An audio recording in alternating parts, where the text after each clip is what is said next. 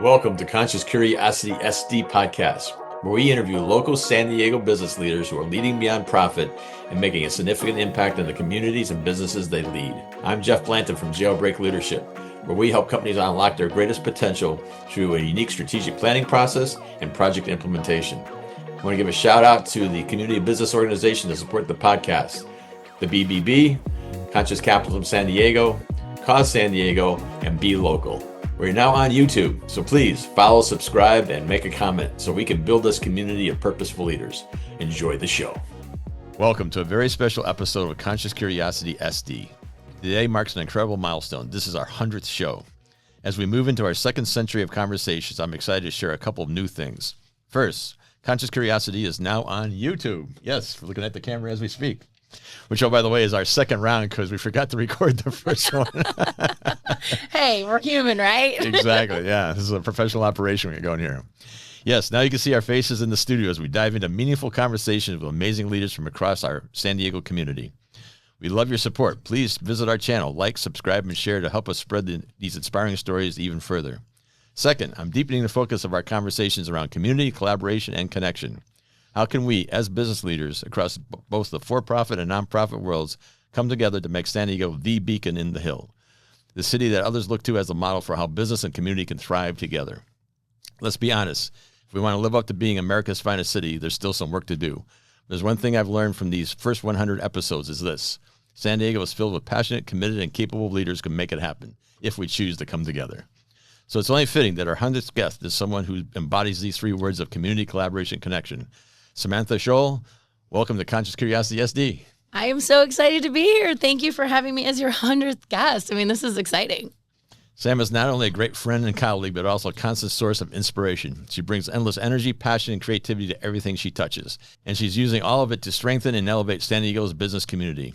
She currently serves as Associate Vice President of Programs and Entrepreneur Programs at the Better Business Bureau, where she's redefining what ethical and impactful business looks like in our region. Sam's roots are in high-end hospitality, which shows up every time you walk into Ignite and feel that exceptional experience. She's also a world traveler and writer, bringing a global lens to her work. And honestly, every time I see her on LinkedIn, she's always winning some sort of award for something, which is well-deserved. Sam, it's a joy to have you here. I am delighted to be here. Thank you for that amazing intro. I love it. Well-deserved. I'm looking forward to diving in with you today on this 100th episode. So we recently had Michael Sadio from the BBB here on the show. We went through all the litany of things that the BBB does, so we're not going to spend a lot of time on that. We want to dig into our three big C's. So what do you say? I say let's do it. All right. Well, let's start with community. How do you define community, Sam? I define community as, well, it is a living, breathing ecosystem that is only able to thrive if we are continuously pumping life support into it, right? It takes effort to create a community. And so a community is a group of individuals or folks who work together towards a shared mutual goal or a purpose and build trust with one another and really work together to better that community towards those shared goals, for sure. Well, you're an amazing community builder, so maybe share a little bit. What have you learned about building community? It's not easy. It takes work. Because you got people. Yeah, you don't get to just flip on a light switch and says, "Yeah, we've got a community." I think what I've learned about building community is that it does take work. It takes time. It takes effort. It takes doing research and in the actual want and the need to build a community in the first place. I define it as this living, breathing ecosystem. But I'm part of so many different communities here in San Diego and in my life professionally and personally. And what takes a great community and building one is just really making sure that everyone that is involved has a common shared purpose and that we are all working together and taking the time to listen and find out what it is that the community needs the most. And sometimes, there's all different types of communities, right? We have a community here at the BBB Breakthrough Accelerator community. That's a community of entrepreneurs. You have your local community that you live in your neighborhood, right? So each community has different needs, but it really is how you show up as an individual or an organization in that community and what can you offer? What can you bring to the table to make that community stronger? And, you do that by listening to what the needs are identifying ways that you can contribute, and then even sourcing, other folks that might be able to benefit that community. So, I mean, it's kind of a general term, community. We can apply it to so many different, aspects of our lives, but really the strongest, most successful communities are those that have activation, folks that are in there that are actively engaged with one another, working towards a common shared goal. You actually have an example of a community that came together and you went, wow, look at that thing. I think that's what a community is all about.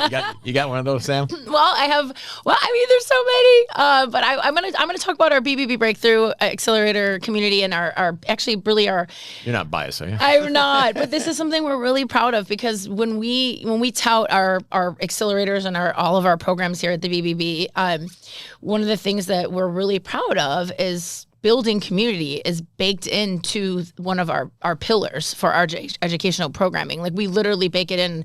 We have education, we have networking, community building, we have resources, and we have mentorship. And that's in every aspect of programming that we create for small business owners. And over the past 6 years, we've gone through 9 cohorts of small business entrepreneurship programming. Most recently this year with the BBB Breakthrough Accelerator. And our pilot year, we're going to graduate over 100 entrepreneurs this year. But it's that building that peer-to-peer community with these small business owners and creating something very special for them. They don't just go through a 10-week program that we have.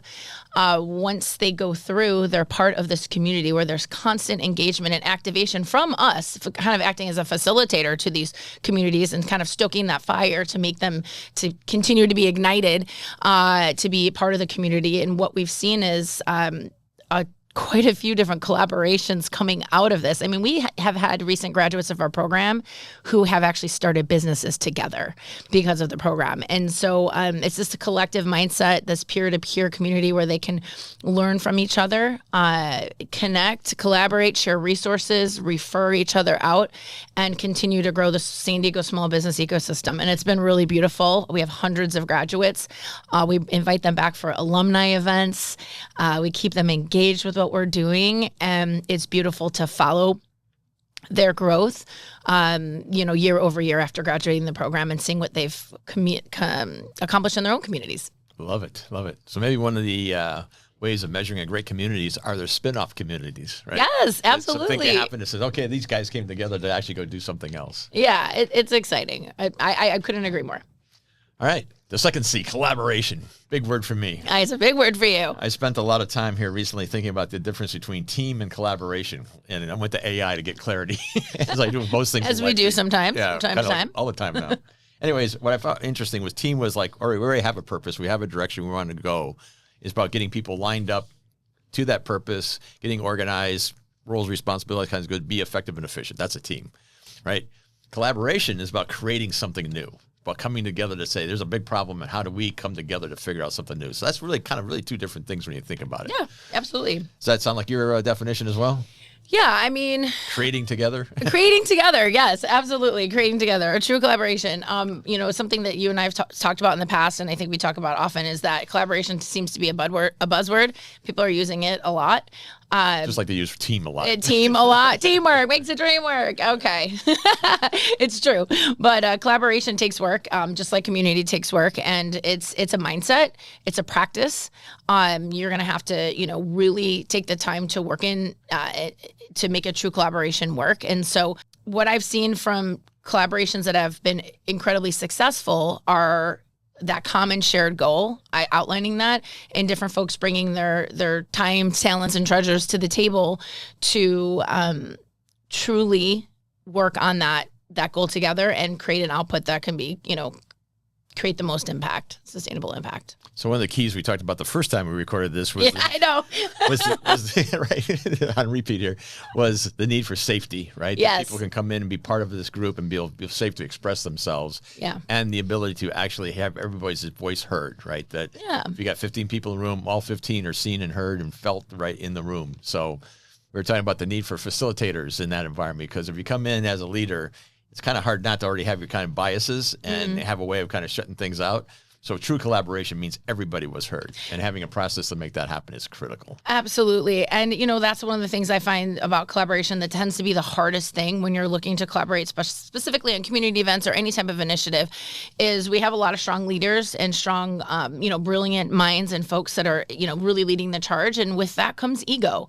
And so when you're, coming into a collaboration meeting, or you have organizations that are trying to work together for a common cause, I think one of the biggest challenges is leaving the ego at the door, and actually coming into that session or that meeting with an open mind and open ears, and really listening, because it's hard sometimes. It's a natural thing to think that your ideas are the best or the strongest, or, hey, I've got the solution to, X, Y, and Z problem. And it's natural to kind of want to tune others out. And so it's really truly opening up your mind and your heart and your ears to listening to hear what others have to say, especially if you want to go farther with the collaboration. And having a facilitator, I think, is one of the best things that you can do. Someone who's unbiased, who comes to the room and kind of checks those egos at the door. And has a process. Creates a safe space. I know you and I have talked about imposter syndrome in the past, and that's something that I have suffered from, coming into a new space, only new to the nonprofit space for 4 years. I've been invited to have a seat at some pretty big tables, and I've been, a little shy, even though it's hard to believe. You know me, I'm not a shy person. I am not a shy person at all. But there's times where I've thought, geez, I don't even know if I should open my mouth. Do these folks even want to hear what I have to say?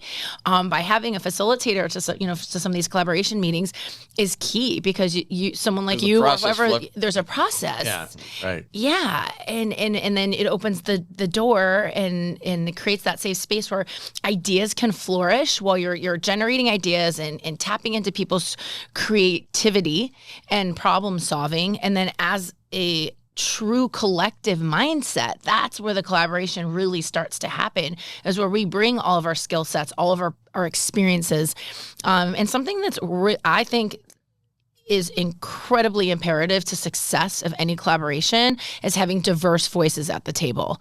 And more often than not, we don't see that happening. We need to have those diverse voices at the table to be able to create the strongest outcome that is, that's going to have the biggest impact. Definitely. So the other piece of this too is, like, you were making the comment, like, are we solving a problem? Which is kind of the American way. Like, we're going to solve the problem. Yeah. But what do we really want, right? So again, kind of thinking bigger, and then leaning back on what did we already do great? How do we bring that forward versus, here's the solution to the problem. So we use a tool called appreciative inquiry for that. That basically comes from a strength-based perspective. What are we doing great? And how can that apply to where we want to go, rather than trying to solve the problem? Absolutely, yeah. If you're trying to solve the problem, especially with some of these collaborative meetings that I've been a part of, that I know you have actually even facilitated too, if you go with the mindset, we're going to solve the problem. I mean, that's just, we're not going to solve the problem of homelessness in any of our meetings, right? We're not. Wouldn't that be amazing if we could? What we can do is get closer to a local solution, perhaps, or uncover some really great strategies that we can start implementing. But I do think too, and I don't know if you and I have ever talked about this, but I am a firm believer in localism as opposed to globalism, and solving community problems in our communities, within our communities, and starting there. And I know that your wife with Shoreline Community Services is really focused on solving, working within the local communities to work through those issues.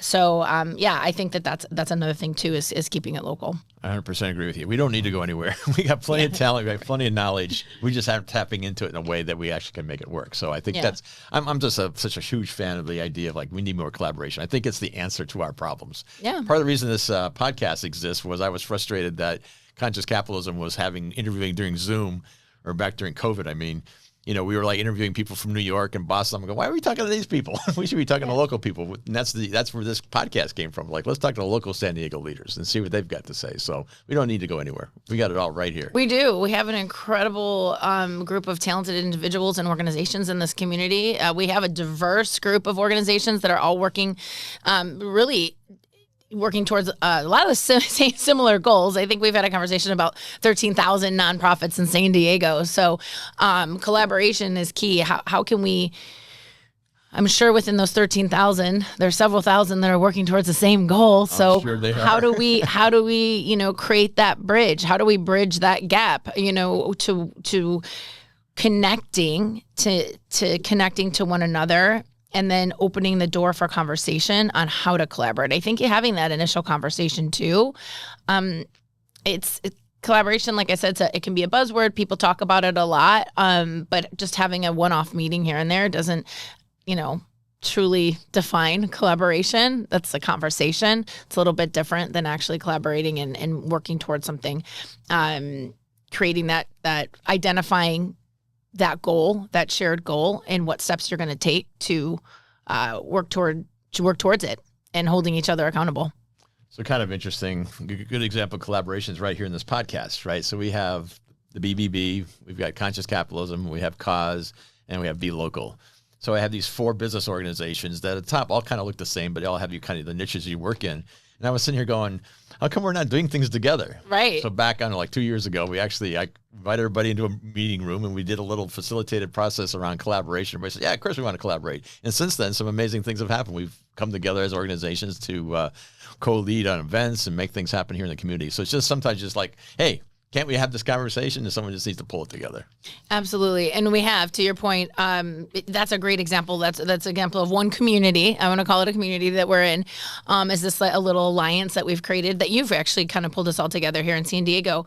And yeah, we've created meaningful, intentional events together where we've actually brought our networks together. That's the other thing too, is this networking piece, this collaboration piece, this community piece, this connection piece. How does it all work together to create that impact, to generate, that collective voice and moving towards a collective goal. So we hosted an event with Conscious Capitalism here. I think it was earlier this year, at the end of last year, where, we filled the room. We brought in a top local speaker, who is actually a top global speaker on responsible AI, who happens to live in the neighborhood, to talk about responsible AI. And we brought our communities together and had an amazing evening. And, just things like that.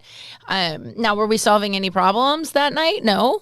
Did we have a lot of fun? Yeah. It was educational. But it was educational. Together, though. But we brought everyone together. Conversations were started from that night. People connected that night. And, it really just kind of continues on where we're bringing these different communities together so we can learn about what each other does. That's the thing too.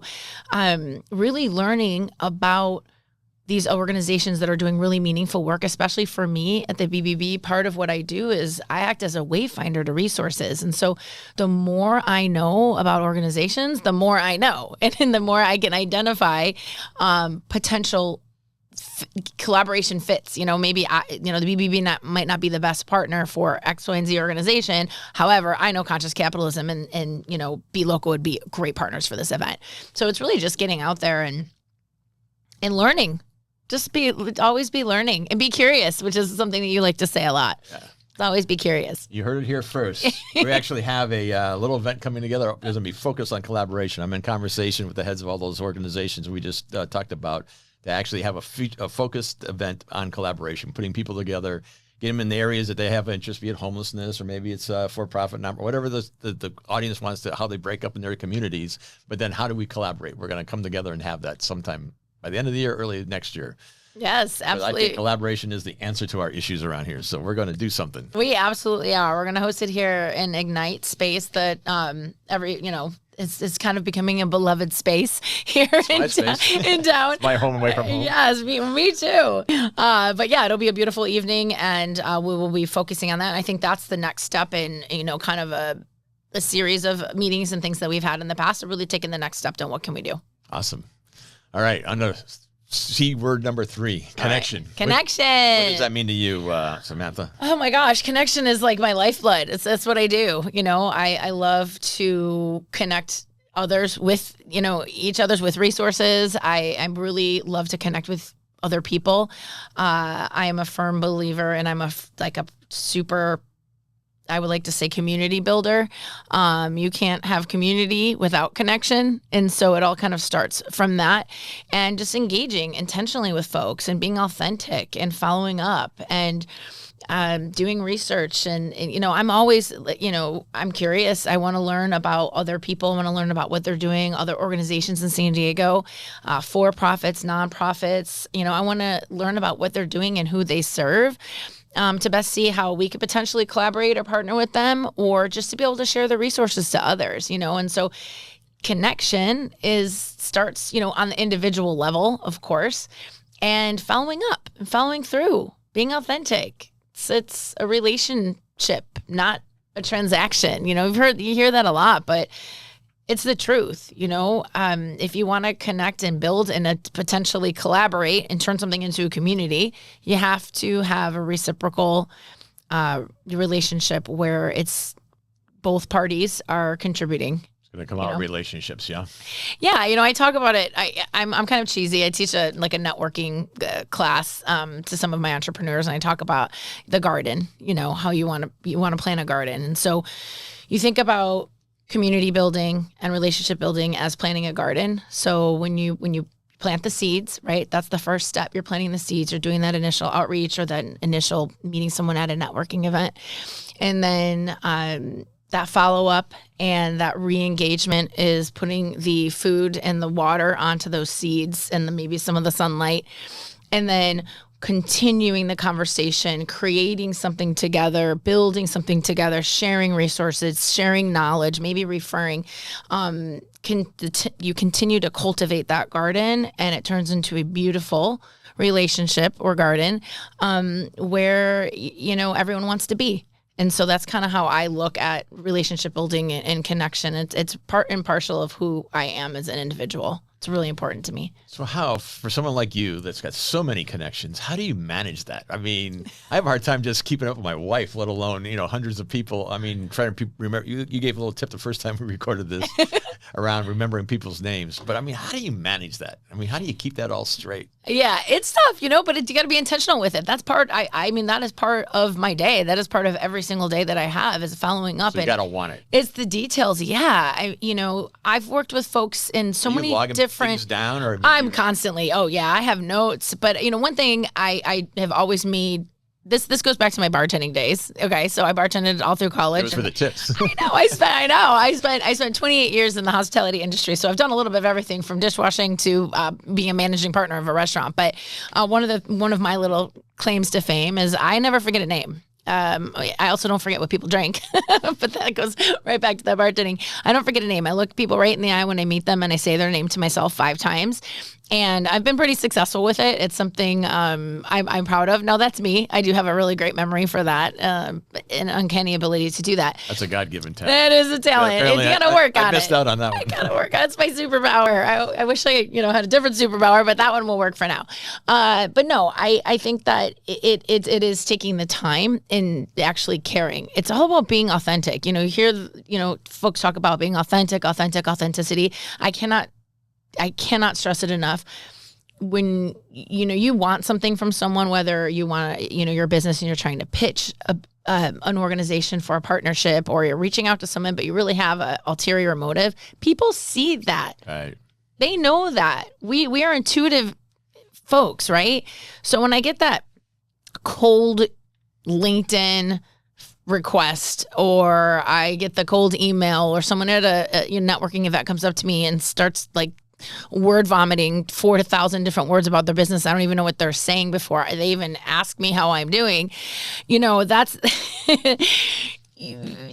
those are the types of folks you think, gosh, they could really take a lesson on learning how to connect with others. Because when you really lead with authenticity and lead with what can I do for you, how can I serve you, and you really mean it, it will come back tenfold. And then you have to massage the relationship. You have to continue to engage. It's not easy. It takes work. I have, I'm part of, a lot of communities, which I'm sure most of your listeners are on different boards and part of different communities. It's definitely, you have to want it. You have to want to be involved, but the difference is in the details, following up, asking folks how they're doing, really caring and just continuing to follow up and learn about what people have got. People have got, cooking, things are changing and evolving. I want to know what you're doing with your business. How can I share what you're doing with the people that I know? I mean, yesterday, I sent 7 or 8 connection emails just from people who have reached out to me saying, hey, do you know anyone that can do this for me? Did I really want to take the time out of my day? I'm so busy yesterday to do that, but I did, because to me, that's important. They are counting on me to connect them. And so from taking that time is so important, because now they're connected and something beautiful is going to come from that relationship. And at the very least, they're now connected with one another and they can refer each other out. But it takes time and management and a little bit of skills. Here's what that looks like in my world. Just this morning, someone called looking for some help in a certain position. And I immediately thought of the person. I could see them, but I couldn't think of their name. So then I reached out. Called me. I probably knew their name. I'm just kidding. Well, actually, I reached out to Larry Kessler, who's like an amazing connector, and I said, Larry, I'm looking for this person. And he got back and goes, I can see her too, but I can't think of her name. Then I just started, I went to LinkedIn, started fumbling around, and finally saw someone with the same first name, and it, boom, all of a sudden the light bulb went on. But yeah, that's how it works for me. Hey, you know what? Whatever your flow is, I'm not going to knock it. It's a big project for me, Sam, to try and do that. I think automating systems too and keeping track, just being responsive to, responding to emails, responding to, LinkedIn, if it's meaningful, but also being intentional. Folks that just are connecting to connect. It's just, it's for me, it's quality over quantity in everything in my life. I'm just that I'll take a quality conversation over 20 different business cards at an event. That's where the beauty is. So I think it's summed up to 2 words I heard: being caring and curious. Caring and curious. I like it. Two more C's. Let's keep the C. We got a lot of C's going on here. So here's a question for you. Here in San Diego, doing the work you're doing, you have a story, an example of where you've really seen these 3 C's of ours come together, where you've seen the community collaboration and connection in action, where you go, wow, those guys got it figured out. Got a story? I have a lot of stories, because I'm proud to say I've been a part of quite a few amazing collaborations over the years. But one that comes to mind immediately is something that kind of took me off guard. Didn't really see it coming, and was part of it, and just turning into a multi-year collaboration. And it was with International Women's Day this year. So I'm part of a couple different women-led organizations. The Better Business Bureau supports women-owned businesses. We have an Industrious Women's Summit and other types of events that are specifically women-focused. And for International Women's Day, we wanted to host an event, just like 50 other organizations in San Diego that host International Women's Day events. And we're not in competition, because I'm all about collaboration, but of course, everyone's competing for folks to attend their events. And, we had Jasmine Corneo. She's a gal that actually went through one of our programs, our auxiliary programs, had this amazing idea. She thought, what if we connected and reached out to, 30 different organizations in San Diego that we know are going to put on a women's event? And what if all of us collaborated together and put on one event? And at first I thought, this is crazy. No one's going to want to do this. It's trying to wrangle 30 business organizations and put it on. Yeah, and the egos. Are we talking about the ego, having, leave the ego at the door? It's going to be tough. And we did it. And not only did we do it, we were able to pull it off in 8 weeks. Sense of urgency goes a long ways towards getting things done. Right. Yeah. We needed to. And from, the inception to execution. And it was one of, if not the most successful and inspirational events that I've ever been a part of collaborating on the behalf of the BBB and myself personally. We had 27 organizations, women-led organizations that worked together towards a collective goal, that true collaboration. We took the time to identify each person's strengths and what they brought to the table. We set out a very clear strategy of who's doing what. We held each other accountable each week on calls. And if you're not on that call, you're not part of the collaboration. You need to show up, or, do the work. And we had over 400 women attend this event, and it went viral. I mean, it is called Brunch with a Purpose. We had Sylvia Ma from Stella Foundation was our keynote speaker. We had a panel of amazing women. We had a marketplace with all local San Diego businesses who were selling their wares and their products and their services. And it's still being talked about. People are banging down the door to get involved this year. And so I think that's an example of how we have a quite a few different organizations working, collectively towards a shared goal. We created an amazing community because of this. And now, it was so successful that we're going to continue on working together. And from that, I have met so many incredible leaders in San Diego and been involved with them speaking on panels. I mean, Felina Hansen from the Hera Hub was part of it. Stella Foundation was part of it, the BBB, and so many more organizations. So I think that is something that I'm proud of. But there are other examples as well. That's just something that just kind of popped in my head. It kind of took me by surprise and thought, wow, you put a bunch of super successful women together, they're going to get done. There you go.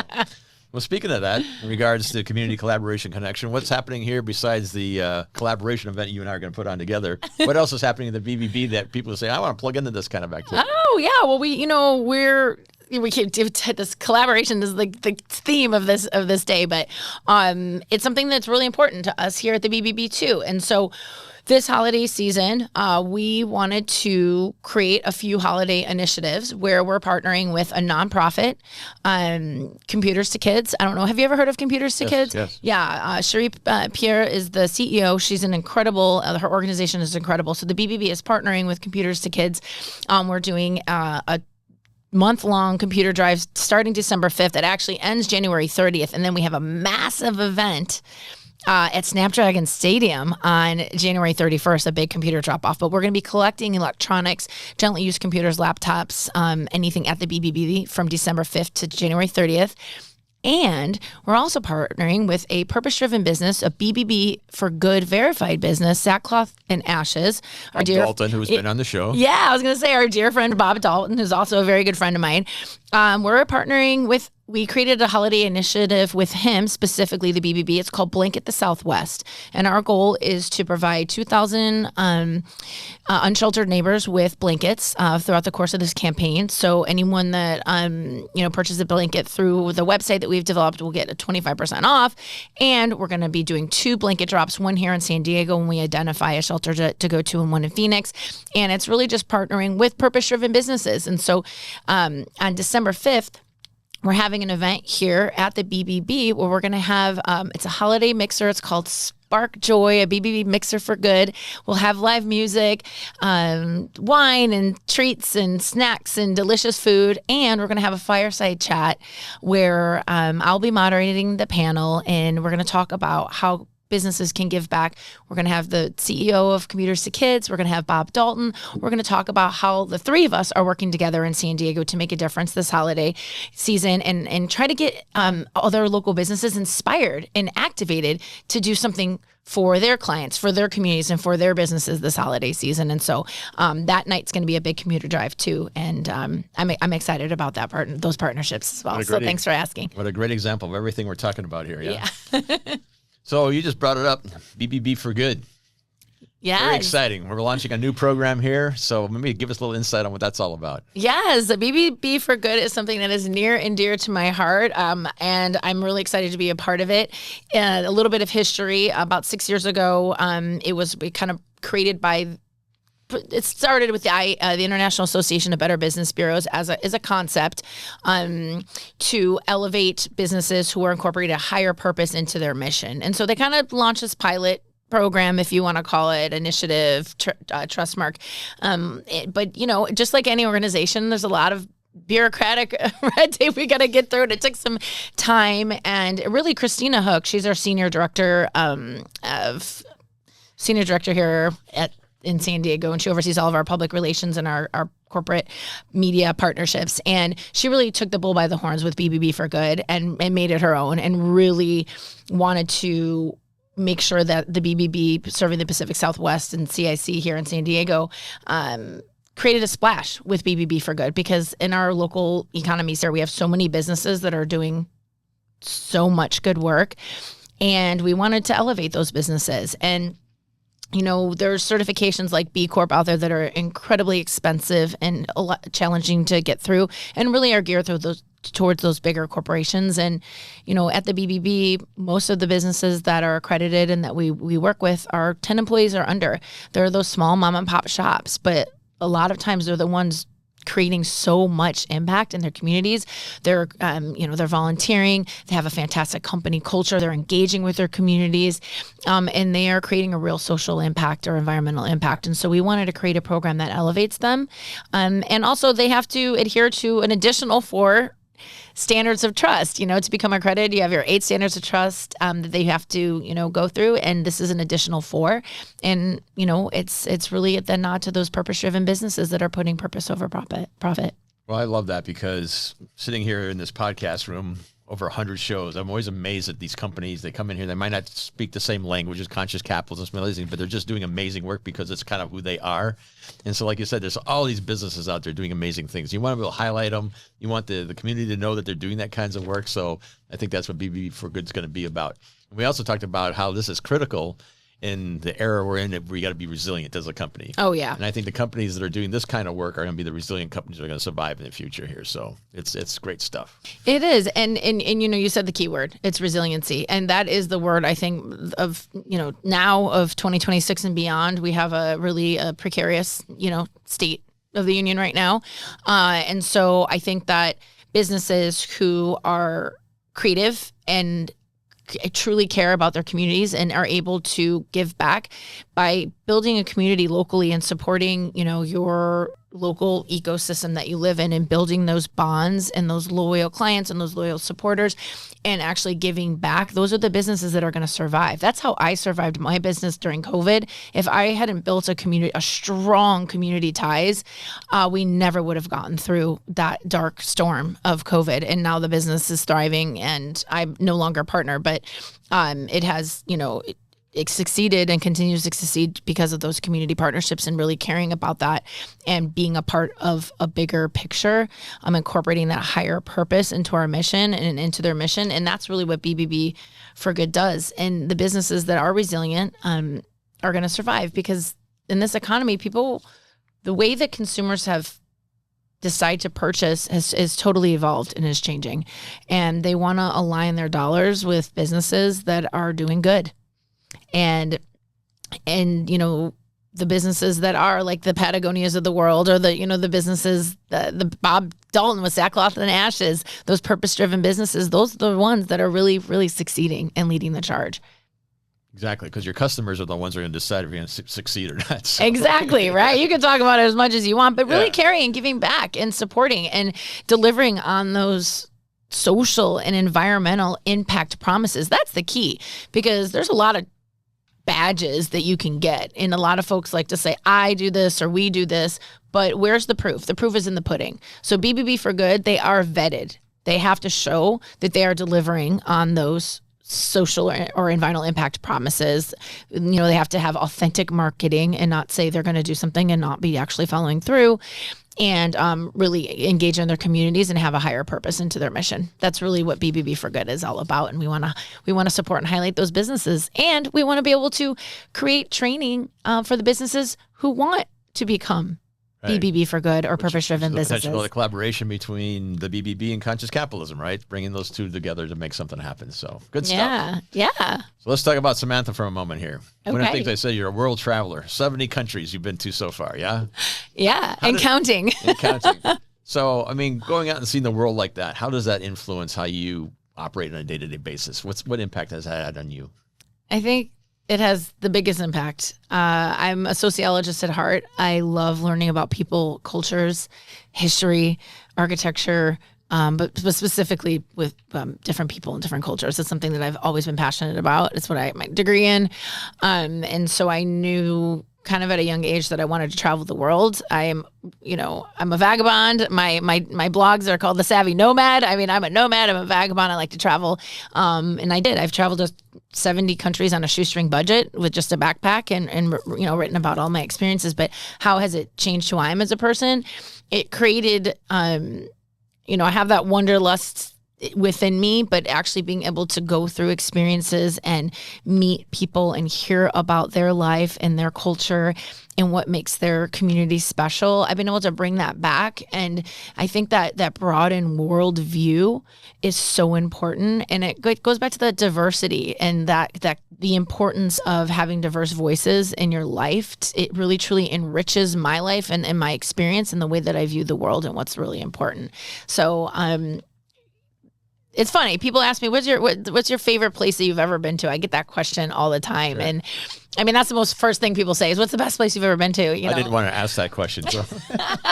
But I get it all the time. And, I could say the most beautiful place I've ever been to in my eyes is, I think Cinque Terre in Italy is fantastic, or the Taj Mahal.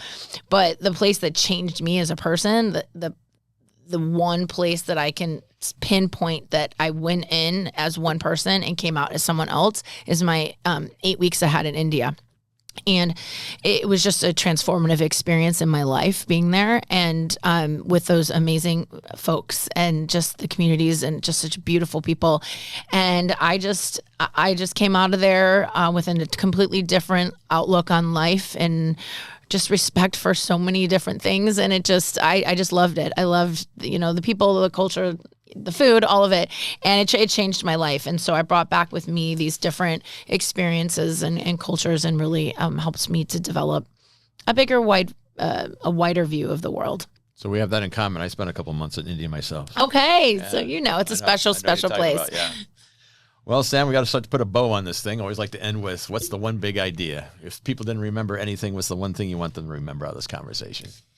Collaboration is the key. Amen. Yeah, thank you. That's it. Done. Drop the mic. Drop the mic. Say no more. And this is a cliche. That's why you're here, Sam. All right. This is a cliche, and I'm sure I don't even know. People say this all the time, but I'm going to say it again because it is so true and so powerful. If you want to go fast, go alone. If you want to go far, go together. And together is collaboration. Sam, that's it. We're going to pull the plug on this for the second time. I just want to say how much I appreciate you and the amazing work you're doing, the amazing work that's happening here at the BBB. But you are kind of the spark plug of a lot of that. So thank you. Thank you. Community, great. The community thanks you. So. Oh, the community thanks you. Thanks you for having me on the show. It was wonderful. Well, that's our show for the day. And if you enjoyed it, please subscribe, comment, and most importantly, share the podcast with a friend. Again, special thanks to our collaborative community of San Diego business organization, the Better Business Bureau, of course, Conscious Capitalism, Be Local, and Cause San Diego, who are all using the influence of business to positively impact our very own community of San Diego. I'm Jeff Blanton from Jailbreak Leadership saying, until next time, go do what you do. Go do what you do best, where we're all counting on you.